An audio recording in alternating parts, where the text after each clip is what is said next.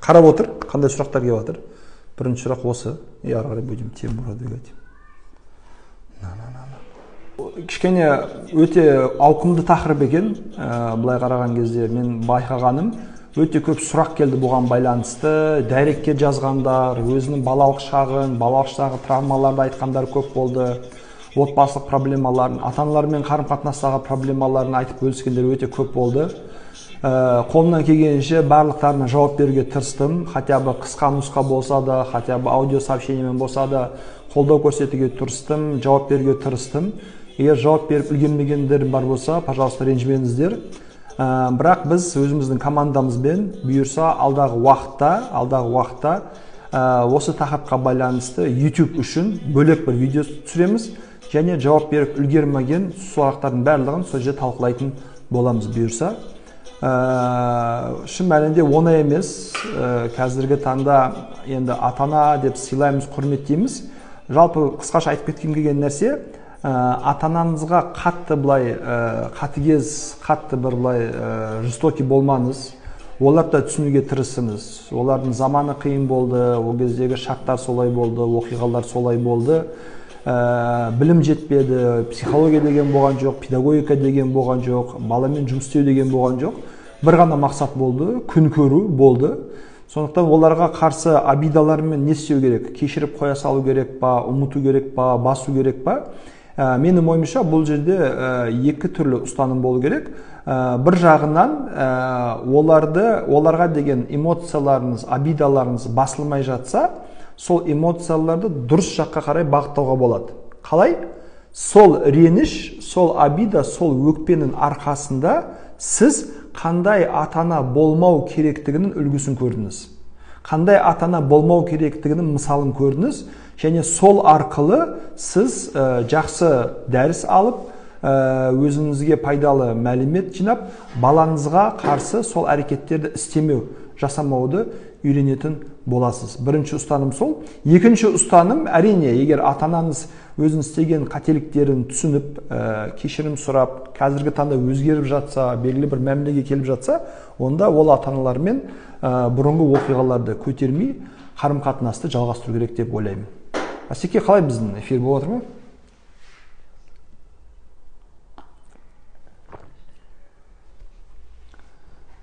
Менімен бірге Әсет, біздің көмекшіміз. Балалармен де сөйлесе аласыз ба? Я, балалармен сөйлесін. Қалай сөйлесе аламыз? Балалармен жалпы жұмыс істейміз, жеке консультация өткіземіз, әңгімелесеміз, ода тұрған ештеңе жоқ, проблема емес. Ал так балалармен тікелей эфир өткізу бірнеше рет бір мекеменің оқушыларымен жасадық. Одан кейін өткенде УБТ-ға дайындық бойынша оқушылармен, талапкерлермен тікелей эфир жасадық. А так, одан басқа тікелей эфир жасап көрген жоқпыз. Балалармен сөйлесуге болады. Кеш жарық бала тәрбиесіне байланысты келіспеушіліктер болады. 3 жас 9 ай баламыз жылап, бір айтқанын жасатқысы келеді. Жолдасым айтқанын істей береді. Ол туралы не айта аласыз? Бала тәрбиесіндегі келіспеушіліктер бұл нормальный қалыпты жағдай. Оны проблема ретінде көрмеу керек. Бірақ әрине ортақ бір мәмілеге келіп, бір бағыт ұстанған дұрыс. Бұл жерде күйеуіңізбен бірге бөлек отырып, бірінші бір сөйлесіп алыңыз. Яғни тақырып не болып жатыр, мәселе не болып жатыр, оның неге ол еркіндік бергісі келеді, сіз неге қатаң ұстанғыңыз келеді. То есть, скорее всего, екеуіңіздің балалық кезіңіздегі көрген тәрбиеңіз осыған әсер етіп жатыр. Соның әсерінде сіз тәрбие методикасын ұстанып жатсыз. Поэтому екеуіңіздің балалық шағын зерттеп, қателіктерді айқындап, дұрыс-бұрысын қарау керек. Ал балаға келетін болсақ, ол жерде 3 жасар баланың өзінің айтқанын істеткісі келеді. Істеңіз. Егер баланың қалаған нәрсесі, талап еткен нәрсесі, сұраған нәрсесі бір өзіне зиянды болмаса, екіншісі басқаларға зиянды болмаса, және 3 андай біздің құндылықтарға қарама қайшандай аморальный нәрселер болмаса, ұятты нәрселер болмаса, онда балаларға ерік беру керек. Жалпы біздің қазақтың психологиясында өкінішке орай мынандай стереотип, мынандай менталитет бар. Біз бала бір нәрсе сұраған кезде бірінші реакциямыз жоқ. Жоқ, болмайды, істемеу, тыю. бірақ не үшін жоқ деп жатырмыз, иә деуге болмас па еді, неге баланың айтқанын істей салмасқа деген сұрақтарды дұрыс қадағаламаймыз, оларға жауап бере алмаймыз. Екіншісі, баланың осындай ұстанымдарын арқылы біз өзіміздің өмірімізді жеңілдеткіміз келеді. Өйткені бала мысалға, мам, ойнайықшы, пап, ойнайықшы десе, иә десем, барып баламен ойнау керек. Ең оңайы, ең жақсы, жоқ дей салу, болмайды дей салу, шашадым дей салу, тыныш отыр дей салу, қоя салу. Мысалы, магазинге барып қыдырамыз, жүгіреміз деген кезде, егер бала магазинде әрі-бері жүгіретін болса, онда сотқа шұқыламай қаламыз. Баланың артынан жүру керек, балаға қарау керек, емін еркін жүре алмай қаламыз да, өзімізге проблема болмас үшін ұрсып отырыңдар, жүгірмеңдер, тыныш отырыңдар, ананы құртасың, мынаны бұзасың деп, балаға керексіз жерден түрлі қысым көрсетіп, балада өзінің қалауларына, өзінің талаптарына неуверенность пайда болады. Поэтому баланың талап еткен нәрселері, егер осы үш критерийге қарама-қайшы болмаса, онда емін еркін түрде баланы айтқанын істеңіз, орындаңыз, баланы қуантуға тырысыңыз, неге болмасқа. Баланы еркін тәрбиелеудің шегі қай жерде деген сұрақ. Баланы еркін тәрбиелеудің шегі осы үш нәрседе. Өзіне зиян келтірмеу керек, басқаларға зиян келтірмеу керек, және ұятты нәрсе жасамау керек. Мысалға, бала үйде кухняда пышақты алып алып, мен пышақпен ойнайын деген кезде, тәрбие еркін болу керек, ойнай берсін дей алмайсыз. Өйткені пышақпен өзіне зиян келтіруі мүмкін, басқаға зиян келтіруі мүмкін. Немесе, мен түр жанына жүргім келеді, туристсіз жүргім келеді деп көшеде шығып кететін болса, бұл аморальный, ұят нәрсе мысалға. Ондай жерде әрине баланы тыю керек, шектеу қою керек, болмайды деу керек. Бұл біріншісі. Екіншісі, баланың шегі максимально кем болу керек. Максимально кем. То есть сіз қолыңыздан келгенше оны айтқан істеуге тырыстыңыз, түсіндірдіңіз, айттыңыз, бердіңіз, жасаттыңыз. Одан кейін болмай жатса, тогда сол жерде уже не істеу керек, тоқтау салу керек. Және баланың сұрап жатқан нәрселері себебін айқындау керек. Не үшін сұрағыңыз келеді? Мысалы, кейбір кезде бала бір нәрсені сұрайды, бірақ на самом деле оған просто внимание керек. Мысалға, бір-бірімен төбелеседі, ұрсады, бұзықтық жасайды, бірақ на самом деле ата-ананың сүйіспеншілігі керек. Мысалға, бала өзінің эмоцияларын нақты толық айта алмағандықтан, ол не істейді? Әрекеттерімен өзінің негізі эмоционалдық қажеттіліктерін білдіруге тырысады. Сол қажеттіліктерді анықтап берсеңіз, онда балаңызбен тіл табысуыңыз оңай болады. Шегін кен ұстаныз, мүмкін болғанша шек қоймауға тырысыңыз. Осы үш критерийден тыс. Окей? Арғарай, жақында «Одержимость» деген фильм көрген едім. Сондай тәрбие подходына қалай қарайсыз? Әрине, ол көбіне жаман әсер ететіні сияқты.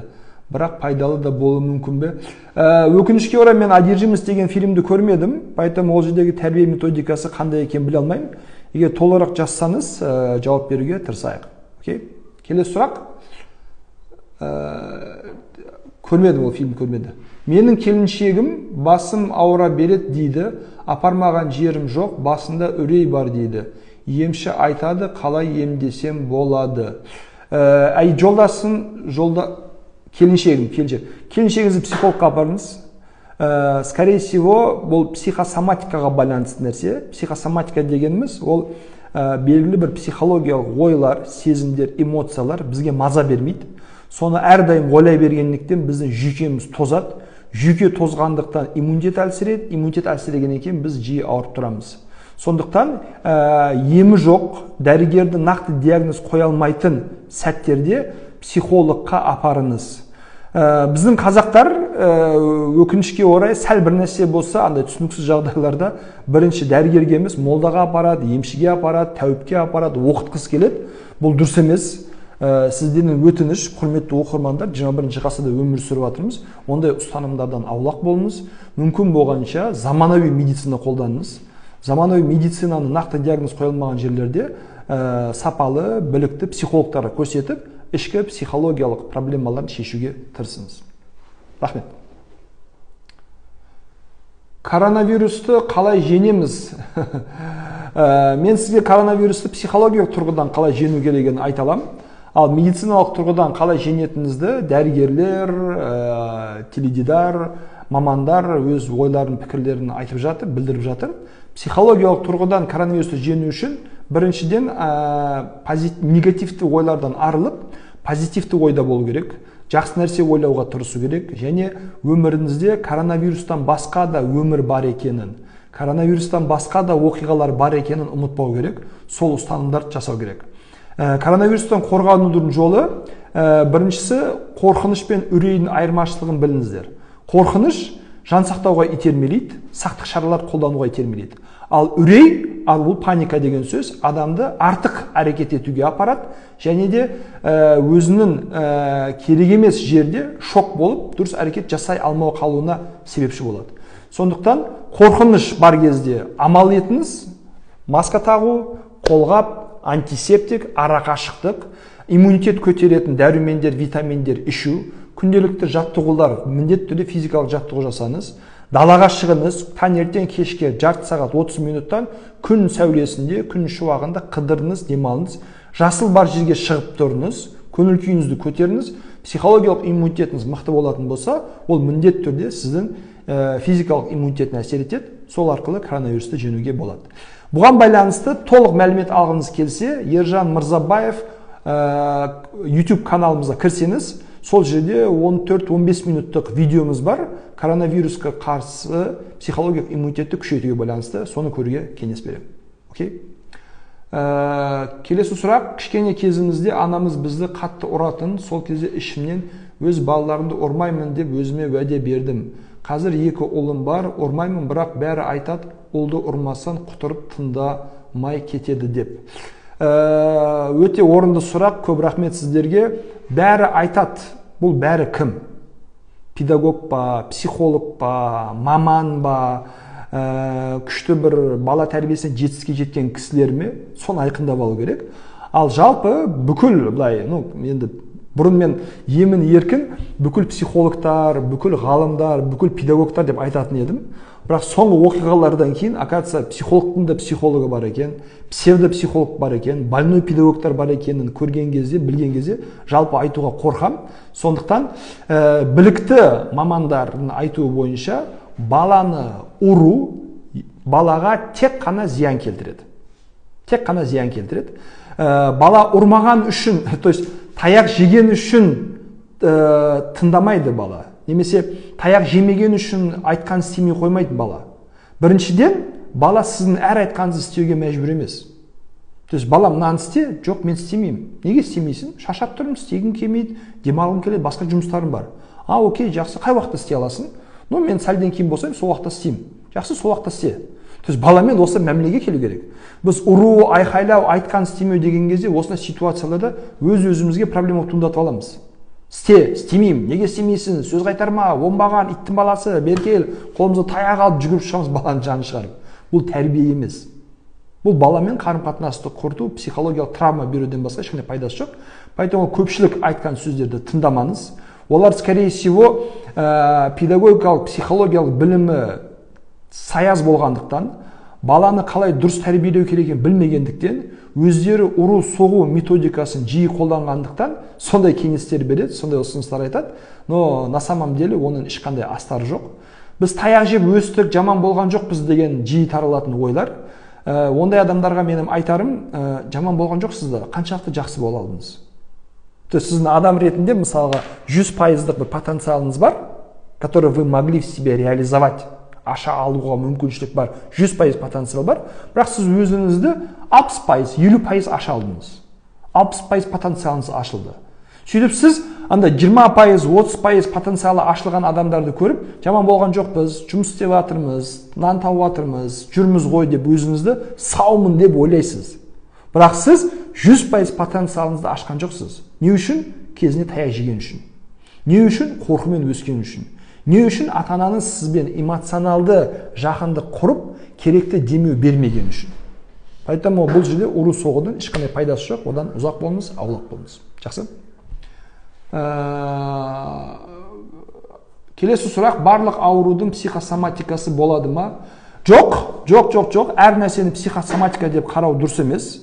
Кейбір психологтар, псевдопсихологтар, енді клиент жинау үшін, ақша жинау үшін, адамдарды емдеу үшін медицинаны, ғылымды, науканы бір шетке ысырып қойып, барлық нәрсені психосоматикаға байлайды. басын ауырып жатса, ана проблемам бар, тізен ауырып жатса, мына кісімен проблемам бар, жүрегін ауырып жатса, мына сезіммен проблемам бар деп, барлық нәрсені психосоматикаға байлай береді. Ол дұрыс емес. Любой физический ауруда ең бірінші дәрігерге барыңыз. Анализ тапсырыңыз, рентген, КТ, обследование, қан, бәрін тапсырыңыз. Бірінші дәрігердің диагнозы маңызды. Дәрігер сізді зерттеп қарап шығып, сіздің бойыңызда нақты бір ақаулық жоқ, но ауру себебін нақты біле алмай жатырмыз дейтін болса, одан кейін барып, бұл психосоматика, психологияны емдеу керекін шешімге қабылдай аласыз. Әйтпесе дәрігерге бармай, ауруханаға бармай, тексерілмей, көрінбей, тұрып, скорее всего, психосоматика бар деп ойлап, псевдопсихологтарға бара беріп, емделе беретін болсаңыз, онда шын мәнінде бойыңыздағы серьезный бір ауруды емдей алмай қаласыз. Ескеріңіз.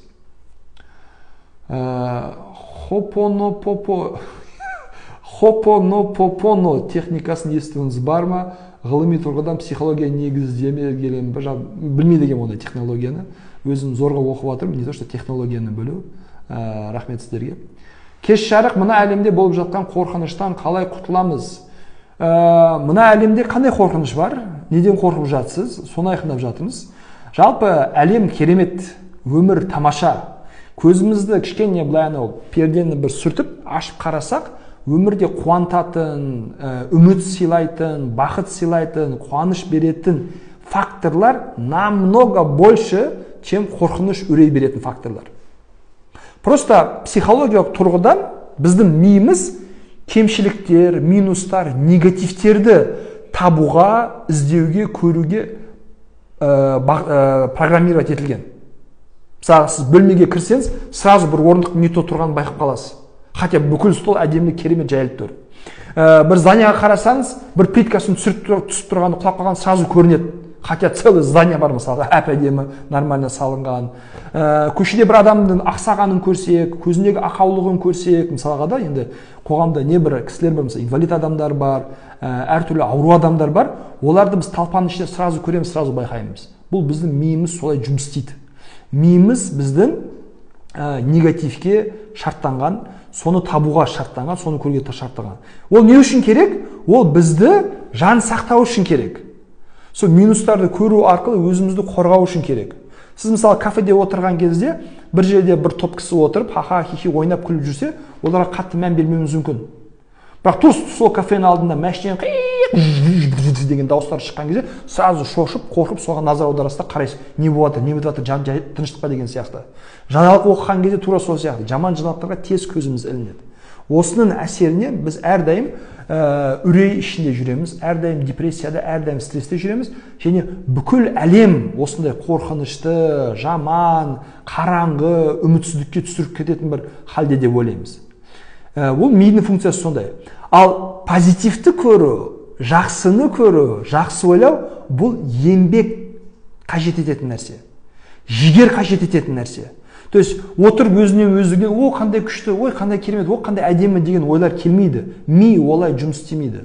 Психика олай жұмыс істемейді. Ол жерде сіз өзіңіздің ерік жігеріңізді қосып, мен бүгін 5 жақсы нәрсе оқимын. Мен бүгін 5 жақсы нәрсе байқаймын. Мен бүгін минимум 5 жақсы нәрсе көруге тырысамын деп, өзіңізді соған итермелемесеңіз, өзіңізді соған қинамасаңыз, жұмыс істемесеңіз, позитив көре алмайсыз, және өмір сізге әрдайым осындай қорқынышты болып көрінеді. Ағай ұят шығар, бірақ сұрайын дейді. Тұрмыстағы әйелдің жиі ұятсыз фильм, видео көрген туралы не айтуға болады? Аптасына 3-4 рет. Өте ауқымды сұрақ. Біріншіден, не үшін онда видеолар көріп жатсыз? Енді сіз әйел болғаннан кейін, ерлі зайыпты болғаннан кейін, жолдасыңыз болғаннан кейін, яғни интимдік өміріңізге байланысты, жыныстық қарым-қатынасқа байланысты түрлі ойларыңызды, фантазияларыңызды іске асыратын, былай айтқан кезде сіздің жолдасыңыз бар. Ол жағынан қысылмау керек, ұялмау керек. Мен былай қалаймын, мен былай қалаймын, мен былай ұнатамын, мен былай ұнатпаймын деп, емін еркін түрде осы тақырыпта сөйлесе алуыңыз керек. Ал егер сіз ондай қажеттіліктеріңізді фильмдер көру, порнографиялық фильмдер, скорее всего, менің түсінгенім, фильмдер көру арқылы қанағат тұруға тырыссаңыз, өзіңізді фантазияларыңызды солай іске асыруға тырыссаңыз, онда белгілі бір уақыттан кейін жолдасыңызбен жыныстық қарым-қатынасқа деген қызығушылық азайып кетеді. Сондықтан ондай фильмдердің көруі зиян. әртүрлі ойлар, фантазияларды жолдасыңызбен бірге іске асыруыңызға, еркін сөйлесіп, ақылдасуыңызға кеңес беремін. Бұнда тұрған ұят ештеңке жоқ. Жалпы енді бұл психология, отбасылық, ерлі зайыптың қарым-қатынасы болғаннан кейін ұялмаңыздар, қысылмаңыздар. Окей? Келесі сұрақ. Как перестать проносить через себя проблемы своих клиентов? Думаю за каждого, хотя это просто моя работа, но почему-то проношу каждого через себя. Это показывает о том, что вы очень чувствительный человек, очень заботливый человек, очень ответственный человек. Ішіңіздегі бұл жауапкершілік сезімі, ішіңіздегі артқан эмпатия басқалардың проблемаларын ойлауға алып соғады. Бұл нормальный нәрсе, қалыпты жағдай. Мен де мысалға психологтың клиенттермен жұмыс істеген кезде, хочешь не хочешь, олардың уайымдары, олардың проблемаларды ойлайсың, уайымдайсың, не болды екен, қалай болды екен деп переживать етіп жүресің. Бірақ одан арылудың жолы бұл смена занятий. Смена занятий. Ойыңызды, назарыңызды басқа нәрселерге аудару. В этом плане я бы советовал, рекомендовал, не знаю, мне, по крайней мере, это очень сильно помогает. Также біздің супервайзерлар, үлкен психологтар да сондай кеңес береді. Фильм көріңіз. Желательно сериал көріңіз. Сериалдардың бір жақсы жағы сюжет бітпейді и постоянно не болады екен, қалай болады екен деп ойлап жүре бересіз. Поэтому клиенттермен жұмыс істегеннен кейін күнделікті фильм көруге тырысыңыз, кітап оқуға тырысыңыз, семьянызбен көбірек уақыт өткізуге тырысыңыз. Сол кезде солардың проблемаларды ұмытасыз. Пока вы не отвлечетесь, пока вы будете о них думать, вы будете продолжать через себя эти боли, страдания, мучения переносить. Но если вы сумеете отключиться, отвлечься, то тогда эти проблемы перестанут вас сильно беспокоить. Окей? Келесі сұрақ. Саламатсыз ба ағай, жанұя құрар бұрын оқитын қандай кітаптар немесе онлайн сабақтар деп сұраған екен. Жанұя құрмастан бұрын біздің инстаграмды оқыңыз, біздің видео сабақтарды көріңіз, біздің YouTube каналымызды көріңіз. Жанұяда болып жатқан проблемаларды, оларды проблемаларды қалай алдын алу керек, қалай шешу керектігіне байланысты көре аласыз. Так жалпы мен отбасы құрайын деп жатқан кісілерге Джон Готманның 8 свиданий деген кітабы бар. Яғни тұрмыс құрмастан бұрын отырып, ашық түрде, еркін, бір-біріміздің алдында притворяться етпей, конкретно сөйлесу керек болған негізгі тақырыптар, және соларды 8 свидание, 8 кездесу арқылы бір сағаттан әңгімелесіп шешуге болатын ұсынады. Отбасылық өмірге дайындық ретінде сол кітапты оқуға кеңес беремін, пайдалы болады. Окей? Қандай кітапты оқуға ұсынар едіңіз тәрбие жағынан? Мен жалпы гуманный воспитаниені ұстанам, эмоциональный воспитаниені ұстанам. Және осы бағытта интернеттен іздеп қарасаңыз, гуманный воспитание, эмоциональное воспитание тақырыптарын қарайтын болсаңыз, жазасыз бала тәрбиелеу тақырыптарын қарайтын болсаңыз, онда жақсы мамандардың кітаптары бар. Мысалы, қазіргі таңда мен танитын Елжас Ертайұлы мырза бар, мысалы, оның жазасыз бала тәрбиесі кітабы бар. Мысалы, ол жерде баланы қалай жазасыз тәрбиелеу керек, қандай ұстанымда болу керек, көзқарасты, ой өрісті қалай өзгерту керек, қандай техникалар қолдану керек байланысты жақсы мәліметтер берілген. Сол кісінің кітабын оқуға кеңес беремін қазақша. Окей? Роберт Кийосакидің кітабына көзқарасыңыз қалай? Мен ұлыма кітабын алып берген едім. Көзқарасы теріс жаққа өзгерді. Жасөспірімдерге қандай психология кітап оқуды кеңес бересіз? Жасөспірімдерге көп ондай психология кітап оқуды негізі кеңес бермеймін. Жасөспірімдерге мүмкін болғанша мотивация, мақсат қою, личностный рост, сол жағынан кітап берем, оқуды кеңес берем. Просто психология кітаптардың көбісі адамды шын айту керек грузить ететін кітаптар. Мынандай проблемаларда былай істе, мынандай қиыншылықтарды былай орында, мынандай жауапкершілік ал, мынандай мықты бол деген сияқты былай айтқан кезде адамды грузить ететін кітаптар. Ал баланың психикасы әлі толық қалыптаспағандықтан, толық мықты болмағандықтан, сол нагрузканы көтере алмай қалады.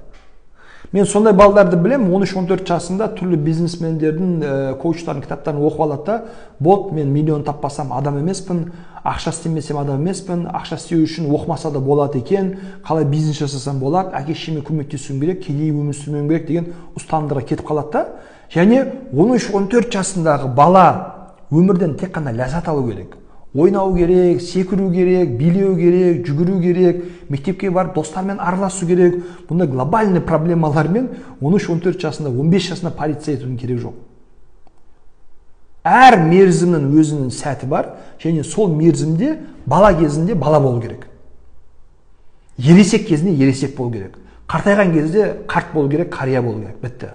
Бала кезінде ересек сияқты өмір сүретіндер ересек кезде тез қартаяды. Психологиялық тұрғыдан тез қартаяды. Проблемалары көп болады. Поэтому бұл тұрғыдан ата-ана ретінде біз қолымыздан келгенше баламыздың осындай нәрсемен уайымдама, бәрі жақсы болады, ақша табылады, жағдайын жасаламыз, қолымыздан келгенше бәрін әпереміз. Сенің қазіргі міндетің бала болу. Ойна, күл, жүгір, секір, сабақ оқы, фильм көр, киноға бар, достармен аралас. Бір жағынан бұлар әшейін бір жай бос нәрселер сияқты көрінуі мүмкін, бірақ на самом деле психоэмоционалдық түрден балаға келешек өмірдегі проблемаларға дайындық түрінде өте күшті заряд береді. Балалық шағы мықты, уайымсыз, қайғысыз болған адамдар болашақта өзіне сенімді болады. Проблемаларға жеңіл қарайды. Ладно, шешіледі ғой, бәрі жақсы болады, өмірі позитивте болады. Ал кішкентай кезінде постоянно проблемалармен грузить етілген балдар өскен кезде де проблемаларға постоянно негатив қарайды, агрессивно қарайды, және оларды слишком серьезно и слишком близко к сердцу қабылдайтын болады. Поэтому ондай нәрсемен грузить етпеңіз. Роберт Кийосакидің кітабы ол балдарға арналған кітап емес, көбінесе ересектерге арналған кітап. Поэтому бұндай бизнес, ақша, коучинг сияқты кітаптарды өзіңіз оқымай балаға бермеңіз. Өзіңіз оқымай ешқандай литератураны балаға бермеңіз. Потому что бір, ол жерде не бар екенін, балаға не беріп жатқаныңызды білу керек, бағана айтқаныңыздай ойы жаман жаққа өзгертпес үшін. Екіншісі, бала кітапты оқып отырып, какой-то бір спорный моменттер пайда болған кезде, какой-то бір сұрақтар болған кезде, сіз оған дұрыс кеңес бағдар бере алуыңыз керек. Мен мынандай оқыдым, мына жерде там Роберт Кийосаки былай айтып жатыр, бірақ негізі қалай ол дұрыс па деген кезде, білмеймін, бала мен оқыған жоқпын, өзі көрші деп жауап берсеңіз бітті. Сіз балаңыздың алдында ешқандай авторитет болмайсыз, авторитет ниже плинтусқа түсіп кетеді, и оған авторитет тек қана Роберт Кийосаки болады. А бала оны дұрыс фильтр жасай алмағандықтан керек жерде нені қалай оқу керек екенін білмей қалады. Поэтому жалпы Роберт Кийосакидің экономикаға байланысты, бизнеске байланысты, қаржыға байланысты өте құнды жақсы ойлары бар. Оны көбінесе ересектер қолдану керек, кішкентай балдар емес. Окей? Харизма, жігер деген қасиеттерді қалай қалыптастыруға болады? Біріншіден, ондай қасиеттер сізге не үшін керек? Терезеден жазыңызшы. Ондай қасиеттер сізге не үшін керек? Соны ескеріңіз. Яғни харизма, жігер не үшін керек? Харизма мен жігер бұл қасиеттер негізі врожденный қасиеттер. То есть туылғаннан туыла салып адамның тұлғалық бойына берілетін қасиеттер. Бұл кімдерге беріледі? Осындай қасиеттер ертең өміріне керек болатын адамдарға беріледі. Ал те, у кого бұндай қасиеттер жоқ, значит оларға бұндай қасиеттер керек емес. Өйткені өмір, адам дүниеге келген кезде бәріміз, мысалы 7 миллиардтан астам адам бар, әрбір адам индивидуальный, әрбір адам особенный и әрбір адам супергерой. Біз просто басқалардағы қасиеттерді көріп, өзіміздегі бар қасиеттер байқамай қаламыз, көрмей қаламыз, сөйтіп ананы аңсап жүрумен өмірі өзіміздің потенциалымызды реализовать ете алмай қаламыз. Поэтому харизма, жігер сізде жоқ болса, іздемеңіз. Сізде бар нәрсені табыңыз и бар нәрсені дамытуға тырысыңыз, соны кеңес береді. Мысалға, Японияда ата-аналар балдарына репетитор жалдаған кезде сабағы төмен болған, бағасы төмен болған пәндер бойынша жалдамайды екен. Бағасы жоғары болған, баланың қабілеті бар пәндер бойынша репетитор жалдайды. Бізде қалай, мысалға, баланың математикасы нашар ма, әкел математика репетиторын. Ағылшын тілі нашар ма, әкел ағылшын тілі репетиторын. Қазақ тілі нашар ма, әкел қазақ тілі репетиторын деп, біз кемшіліктерін толықтыруға тырысамыз. Ал олар не істейді? Мен оны психолог ретінде мен құптаймын, және дұрыс пайдалы нәрсе деп ойлаймын. Жай үшін олар істеген үшін емес, маман ретінде мен бұған оценка беріп жатырмын. Баланың бар жақтарын дамыту керек. Біз де өзімізде жоқ нәрсені қалай дамытсам екен емес, өзімде бар нәрсені қалай дамытсам. Өйткені неврожденный, туылғаннан жоқ қасиеттерді дамытуға тырыссаңыз, бұл 200-лік болады. Бұл сіздің бетіңіздегі жай үшін маска болады. И сол масканы тағып жүруге сіз ертелі кешпе шаршайсыз. қиналасыз, өзіңіз бола алмайсыз. Әрбір адам өзі болу керек, сам собой болу керек. Сол кезде өмірде бақытты болады. Мен негізі харизматичный емеспін, бірақ бір кітап оқып алдым да, там, өзінше харизматичный болуым керек. Но на самом деле я хочу улыбаться, прикалываться, наслаждаться, расслабляться, отдыхать. Нет, там кітапта айтты, харизматичный болу керек. Керек жоқ. То есть жетістікке жеткен адамдардың бәрі харизматичный емес. Харизматичный болғандардың бәрі жетістікке жете бермейді. Поэтому ондай қасиеттер сізде жоқ болса, ол значит сізге керек жоқ, в принципе, бар болған қасиеттерді анықтап, соны дамытуға кеңес беремін. Окей? Келесі сұрақ, финансты қалай дұрыс басқаруды ұсынасыз? Мен бұл салада маман емеспін. Оны финансистерге, экономистерге, осы саланы оқыған мамандардан сұрау керек. Бұл жағынан мен білмеймін. Отбасыға байланысты тек қана айта аламын. Отбасылық бюджет бұл ерлі зайыптылардың бірге жоспарлау керек, ақылдасу керек, кеңесу керек, уақытылы алынған шешімдер болу керек. Және отбасыда сізде андай отбасылық кеңес күні болу керек. Планерка кәдімгідей. Семейный планерка болу керек. Сол планеркада сіз кәдімгідей планшет, компьютер, телефонды аласыз, немесе парақ, ручканы аласыз, жазасыз. Айлық біздің доходымыз осынша, жоспарланған расходтар осынша, артылатыны мынанша. Және осы планды әйеліңізбен бірге максимально ұстануға тырысасыз. Yani форс-мажорлар болуы мүмкін, исключениялар болуы мүмкін, ол жерге проще қараңыз, но бірге жоспарлап, бірге ұстанғаныңызды мен сізге кеңес берем. Ол жағынан үйдің берекесі болады, ақша дұрыс қолданылады, ерлі зайыптардың ешқайсысы бюджетті дұрыс білгендіктен артық шығынданбайды. Мысалы, артық шығындану қайдан болады? Қанша келіп жатқан білмегендіктен болады. Ал егер бірге жоспарланған нәрселер кезде сіз дұрыс финанс құрасыз. А так жеке финанс, жалпы финанс, инвестиция бойынша, бай болу бойынша сол саланың мамандарын тыңдаңыз, посттарын оқыңыз, кітаптарын оқыңыз, көбірек пайдалы мәлімет аласыз. Мен өзім сөйтемін. Окей? Білмейтін нәрсені білмеу керек. Әр нәрсеге білгіш істемеу керек. Дұрыс па? Жақсы. Адамды өзгертуде унижение в умеренном дозе дегенге қалай қарайсыз? Өте негативно қараймын. Унижение ешқашан адамды тәрбие методы бола алмайды. Өзгертуге болады, иә. Yani унижение арқылы адамды өте қатты өзгертуге болады. Уверенность түсіріп тастауға болады, қолынан дым келмейтін адам қылуға болады, агрессивный қылуға болады, жестокий қылуға болады, иә, өзгертуге болады. Бірақ егер өзгерту деген кезде сіз тәрбиелеуді, дұрыс бағыт бағдар беруді, мотивацияны көздеп жатсаңыз, онда унижениенің ондай нәрсеге ешқандай пайдасы жоқ.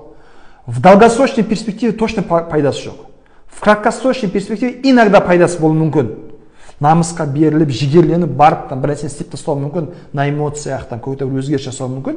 Но долгосрочный перспективада адам унижениемен ұзақ уақытқа бармайды.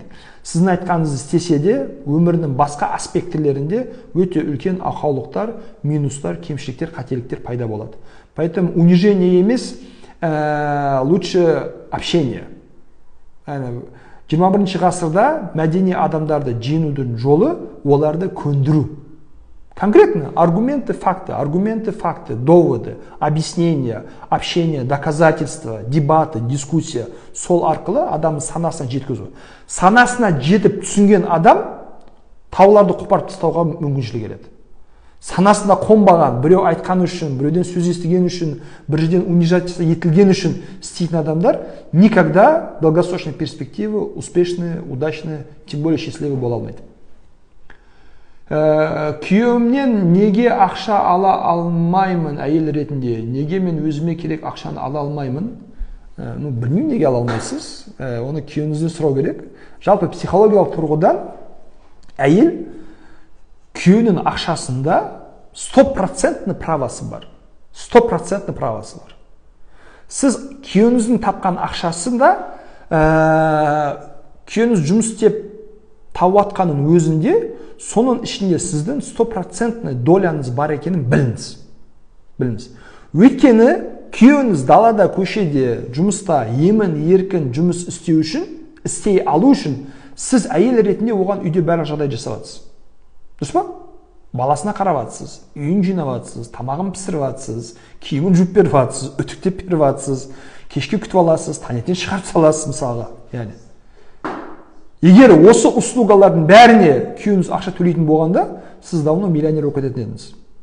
И поэтому бұны еркектерге де тыңдату керек. Еркек ни в коем случае тапқан ақшасын мен жұмыс істеп жатырмын, мен тауып жатырмын деп менменсінбеу керек. Менмендікке түспеу керек.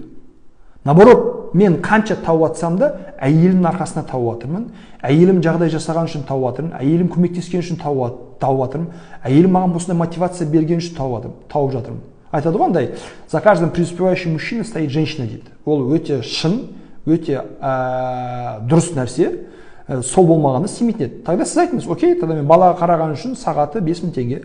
Мысалға біздің үйде нянькамыз бар, көмекшіміз бар. Біз оған айына определенный сумма береміз.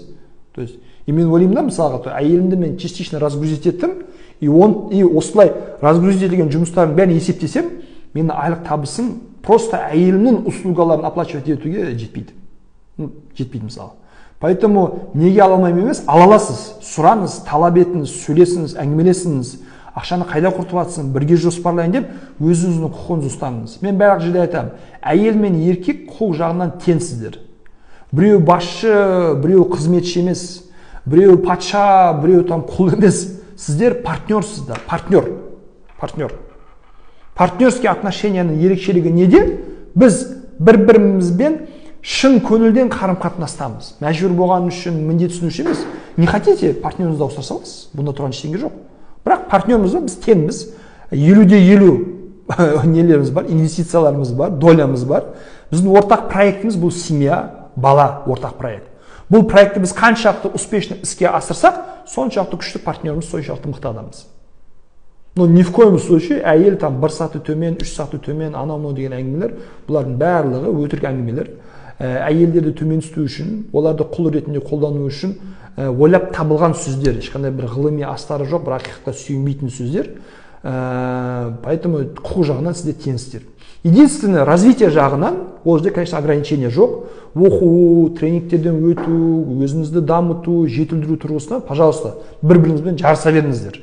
Күйеуіңіз, мысалы, сіз 2 кітап оқыдыңыз ба, күйеуіңіз 3 кітап оқысын, сізден 1 саты жоғары болсын. Сіз мысалға аптасына 5 күн психолог тыңдап жатсаңыз, ол аптасына 7 күн психологты тыңдасын, сізден 1 саты жоғары болсын. Сол жағынан, пожалуйста, сколько хочешь, 1 саты жоғары бола берсін. Но неге сұрай алмаймын деген нәрсе жоқ. Сұрай аласыз и сұраңыз да, керек болса айтыңыз, маған күшті психолог айтты, ақатса бүкіл ақшаның менікі екен, давай берген отчет бер деңіз. И мынаны айтайын мен сізге, менің клиенттермен жұмыс істеген кезде мынандай тенденция байқадым. Әйеліне ақша тұрғысынан финансово отчет бермейтін еркектер измена жасауға өте жақын болады. Өйткені ақша менде ғой. Ал адам баласы не всегда ақшаны дұрыс жоспарлап пайдалануға сила волясы, ерік жігері жетіп тұрады. Адам баласы вообще әлсіз негізі. Наоборот, әйелмен ақылдасып жоспарлаған кезде как-то бір балансқа келеді. Так, анаған да құрта салам, мынаған да құрта салам, іше салам, бере салам, керек па, керек емес па, пайдалы ма, зиянды ма, арт алдын ойламайды. И плюс ондай ақшалар, ондай кісілер измена жасауға өте жақын болады. Поэтому абайлаңыздар, финансы сұрай аласыз, сұрай алмаймын деген нәрсе жоқ. Окей? Қызықты сырттан іздейтін, сырттың проблемасына көңіл бөлетін еркектен көңіл әбден қалса не істейді? Ажырасады? Сізді тұрмыста тұруға, сол кісімен бірге уақыт өткізуге, өмір сүруге ешкім мәжбүрлеп жатқан жоқ. Егер күйеуіңіз сізді материально, эмоционально, физически қанағаттанбайтын болса, көңіліңізден шықпайтын болса, онда ол кісімен отырып сөйлесу керек. Окей, рахмет, давай ажырасайық. Ары қарай сен өмір сүре алмаймын, сен менің қажеттіліктерімді бере алмай жатсың, сен менің запростарымды толықтыра алмай жатсың. Поэтому маған сенімен өмір сүруге просто қызық емес. Осы жерде қоя салайық деу керек та, ажырасыңыз. Мысалы, бүгін білмеймін, сіз жасыңыз нешеде, 30, 35, 40-тасыз ба? Енді окей, мына кісімен бір 10-15 жыл өмір кетіп қалды. Бірақ әлі 30-40 жыл, 70-80-ге дейін есептей өмір сүретіңізді в среднем есептесек, алдыңызда хотя бы 30-40 жылды өз қалауыңыздай бақытты өмір сүруге полный праваңыз бар. Көңіліңіз қалса, то есть мен сізге бірден ажырасыңыз, кетіп қалыңыз деп жатқан жоқпын. Күйеуіңізбен бұл теманы конкретно сөйлесіңіз. Егер бұны сізді серьезно қабылдамаса, тыңдамаса, қойшы, не істесең оны істей бер дейтін болса, значит бұл кісімен дальше вам уже не по пути. И наоборот, андай зиянды істің қай жерінен қайтсан пайда деп айтады. Поэтому енді зиянды бір қарым-қатынас болды, ары қарай оның зиянын арттырмау үшін осы жерден қоя салған сіз үшін де пайдалы болады. Феминизмге көз қарасыңыз, менің байқағаным бұл тек тең құқық туралы ғана емес, бұл феминизм жайлы талай еңбек жазылған сияқты, олардың байқағаным бағытты басқа жаққа алып кететін сияқты. Мен феминист емеспін. Феминизмді отдельно бір течение ретінде, бір направление ретінде, бір идеология ретінде зерттемедім, қарамадым, оқымадым, білмеймін. Мен тек қана феминистердің әйел құқығын қорғайтын, ерлі зайыптар арасында теңдікті қорғайтын, қоғамда, өмірде, билікте, экономикада, өмірдің барлық саласында әйелде, еркекте тең болу керектігін, осыны ұстанымдарын қолдаймын, осы жақтарымен келісемін. Ал более детально ар жағында қандай да бір астарлы ойлары бар болса, ол жағын білмеймін. Не туралы айтып жатқаныңызды нақты жазсаңыз, соған қарап комментарий беруге болады. Добрый вечер. Разведена. Бывший через 5 лет заявился, хочет общаться с сыном. Сын вроде тоже хочет, я нет. Я разрываюсь, не знаю, что предпринять. Спасибо. Пожалуйста, определитесь, почему вы не хотите, чтобы ваш сын общался. Если вы считаете, что муж может ему чем-то навредить, психологически, физически, морально, то тогда, конечно, нужно ребенка защитить. Но если вы против общения только из-за своих личных обид, то это неправильно. Но ерлі зайыптар арасында қарым-қатынасты дұрыс анықтап бөлу керек. То, что вы не смогли состояться как муж и жена, это еще не значит, что вы не можете состояться как мать и отец. Мужчина, который не смог быть хорошим мужем, он все еще может стать хорошим отцом.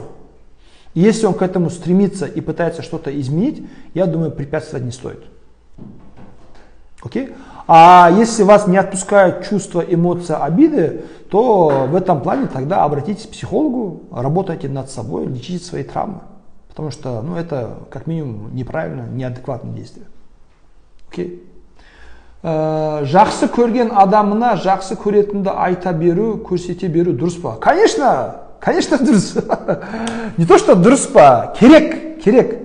Күйеуіңіз, әйеліңіз, балаңыз, әке-шешеңіз күніге айтыңыз, күніне 5 рет айтыңыз, 10 рет айтыңыз, смс-пен айтыңыз, звонокпен айтыңыз, видеозвонокпен, аудиосообщение айтыңыз. Потому что бұл вроде мен сені жақсы көрем, 3 қарапайым сөз сияқты, бірақ бұның ішіндегі құдірет, бұның ішіндегі күш, бұның ішіндегі мотивация тыңдап жатқан адамға өте қатты положительно әсер етеді. Поэтому айтыңыз, еш қорықпаңыз, сескенбеңіз, жақсылық сыйлау арқылы, жақсы көңіл беру арқылы ештеңе жоғалтпайсыз. Жақсылықтың бір жақсы көбінесе тегін және оңай жасалынады. И жақсылық істеген кезде сіз өзіңізді ештеңе жоғалтпайсыз. Жамандық істеу всегда затратный нәрсе, қиын нәрсе және өзіңізден көп энергия жоғалтатын нәрсе. Мен түсінбеймін адамдар неге жамандыққа икем болады, неге жамандық істеуге қуанады, қызығады, не понимаю, потому что психологически түрден талдаған кезде жамандық сізден материально көп нәрсе алады. Мысалы, что-то кому-то навредить, не істеу керек, біреуді жалдау керек, подножка қою керек, жамандық жасау керек, жүгіру керек, уақытыңызды алады, энергияңызды шаршытады. Ал жақсылық ондай емес.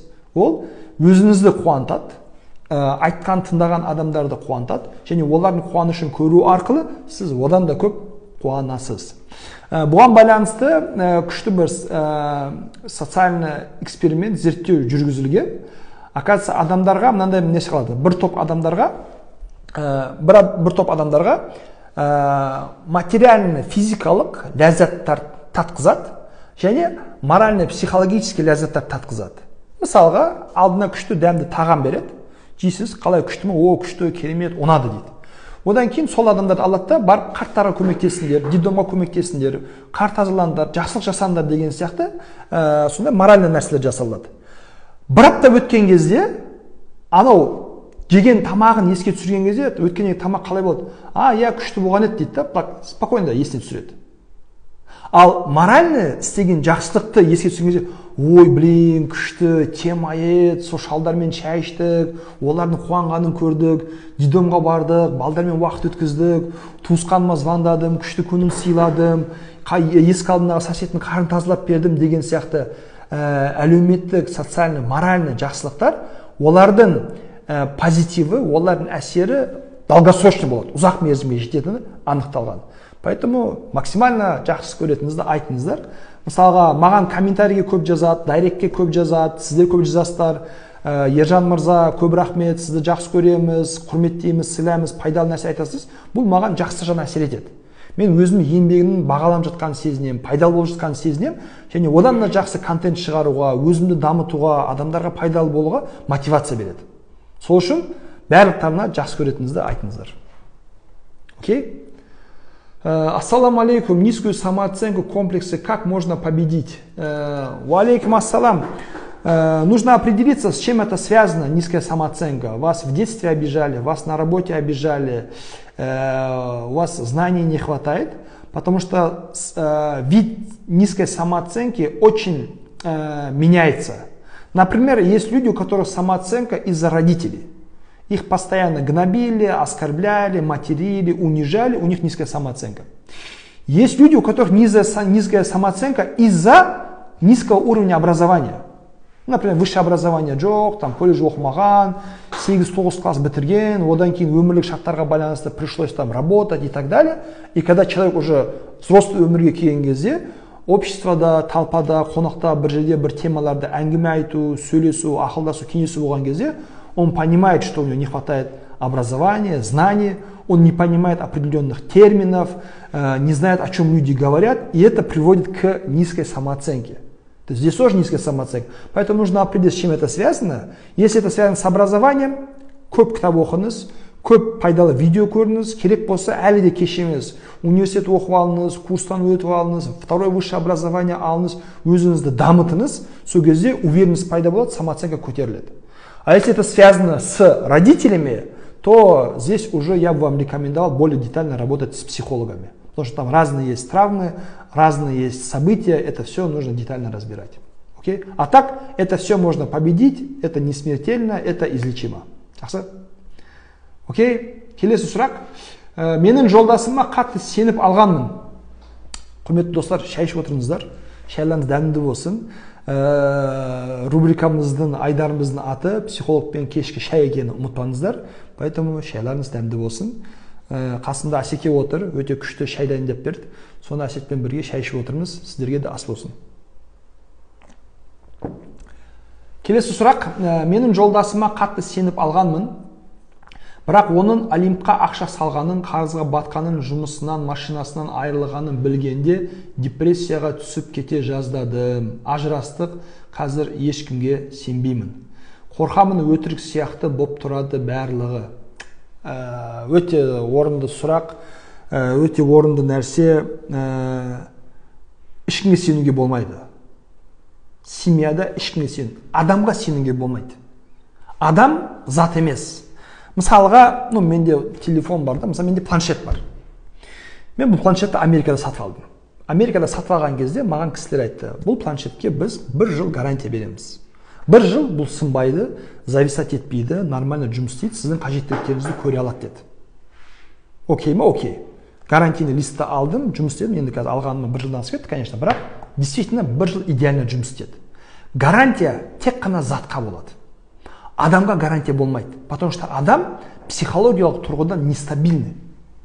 Тұрақты емес, ол робот емес, ол зат емес. Бүгін жақсы көремін дейді, ертең жек көремін дейді. Бүгін жұмыс істеймін дейді, ертең ойнаймын дейді. Бүгін үйленемін дейді, ертең көзіне шөп салады. Бүгін балам болсын дейді, ертең баласын ұрып жүреді, мысалға. Бұрын адал қызмет етемін дейді, ертең коррупцияға түседі, жұрттың ақшасын ұрлайды, мысалға. Соңғы кезде де жаңалықтарда өздеріңіз байқап жатқан шығарсыз, масқара, сұмдық нәрсе.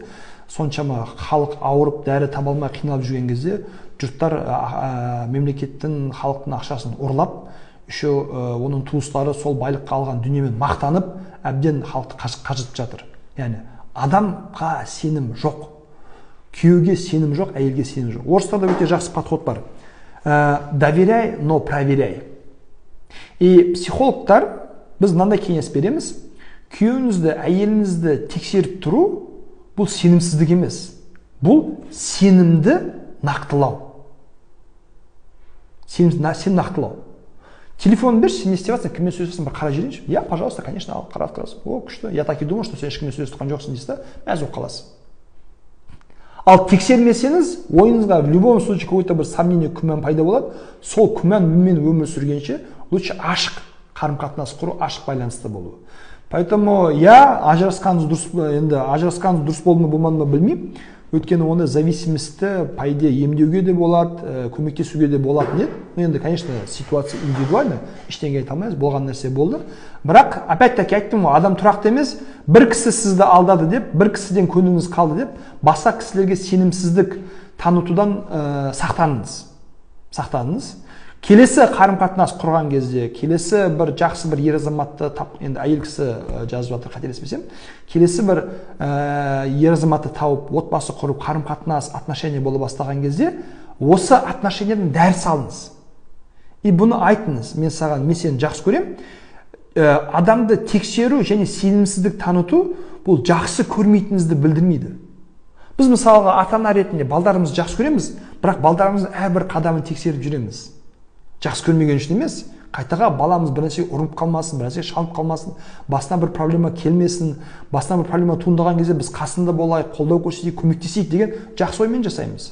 Поэтому, значит, күйеуге байланысты да, әйелге де байланысты, яғни осындай нәрселерді тексеріп тұру, қадағалап тұру, қарап тұру, сұрап тұру, біліп тұру, және нақты дәлелдер алып тұру, бұл сіздің жақсы көрмейтініңізді білдірмейді, қайтаға араңыздағы сенімсіздікті арттырады. Мен мысалға кейбір кездерде достармен бір жерде отырып қаламыз, қонақта болып қаламыз, жол жүріп қаламыз мысалға. Сондай кезде әйелім хабарласады, звондайды, сұрайды, қайдасың, не істеп жатсың дейді. Мен айтамын, мен осындай достармен отырмын, осы жердемін, осындай жұмыспен айналысып жатырмын, мына уақытта болса, мына уақытта келейін деп, бізде әңгіме әрдайым ашық, емін, еркін түрде. Сақтан, не қыласың де, жұмыс істеп жатырмыз ғой, не болып де, қазір келе ме, аузын жабе, немен тексеріп жатсың ба деген сияқты ондай бір жабайы әңгімелер жоқ. Енді ол менің әйелім, менің қайда жүргенімді білуге құқы бар. Бұл шешімге, бұл ситуацияға негізі бірден келген жоқпыз. Менің 12 жылдық отбасылық өмір стажым бар. Соның соңғы 5 жыл ғана мен отбасылық психологпын. То есть өлген кезде бастапқыда бәрі идеально болды, күшті болды, мен супер бәрін білетін едім деп айта алмаймын. Біз де көп қателік жасадық. Түсініспеушіліктеріміз болды, реніштеріміз болды, ұрысып қалған сәттеріміз де болды. Әртүрлі проблемалардан асып түстік, Құдайға шүкір. Бірақ солардан мен өзіме дәріс ала алдым. Бұрын мен жұмыста кешіккен кезде әйелім жиі звондап сұрайды, қайдасың, не істеп жатсың, қашан келесің, мен соған қатты жынданатын. Не мен тексеріп жатыр ма, бойдақ кезде емін еркін жүретінім жақсы еді, неге мен контролер текізуге тырысып жатыр ма, жоқ мен еркекпін, бой бермеуім керекпін деп ондай комплекстерге кіріп жүретін. Одан кейін ұрысып қала беретінбіз.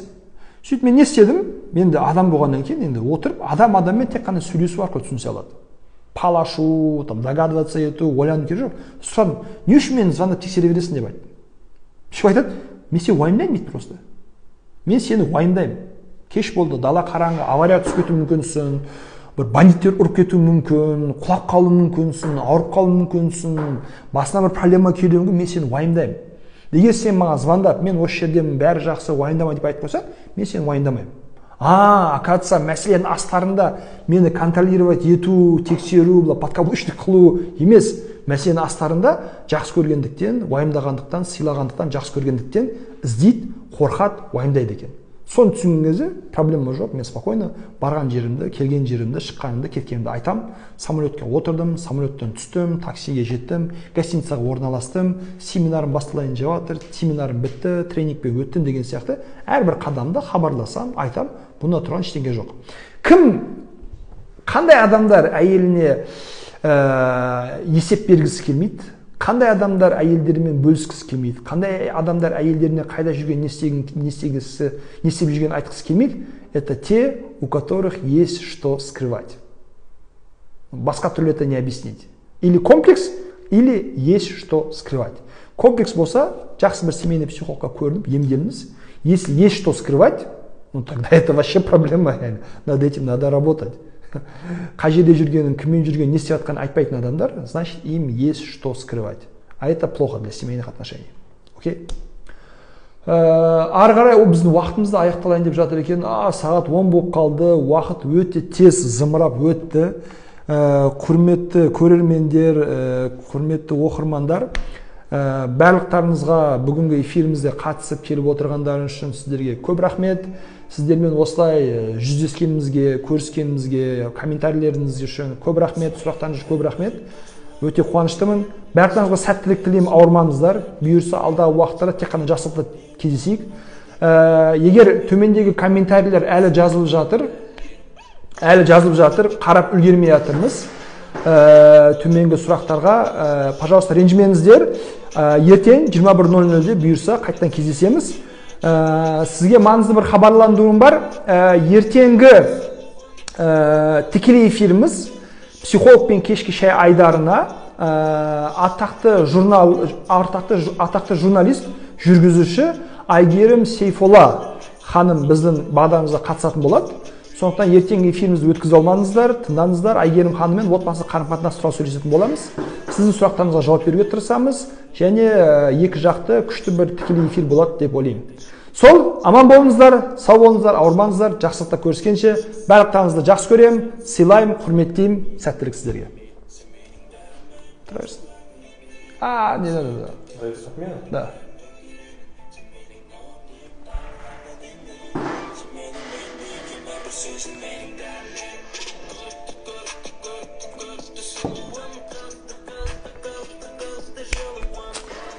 Сау болыңыздар, аман болыңыздар. Енді шайға мен сізді шақырып алдым, сізден бұрын кетіп қалуға ұялып жатырмын. Сіз эфирден шығыңыз, мен де эфирден шығайын, семьяға барайын, бала-шағам барайын дегендей. Жақсы? Рахмет сіздерге. Ярат, что вам полезно. Мен сотканың артқыңғы камерамен түсіріп жатырмын, поэтому здесь на экране я вижу сотовый телефон, и поэтому для комментариев, для вопросов мне приходится поворачивать, смотреть. Здесь жігіттер мне помогают в этом, рахмет.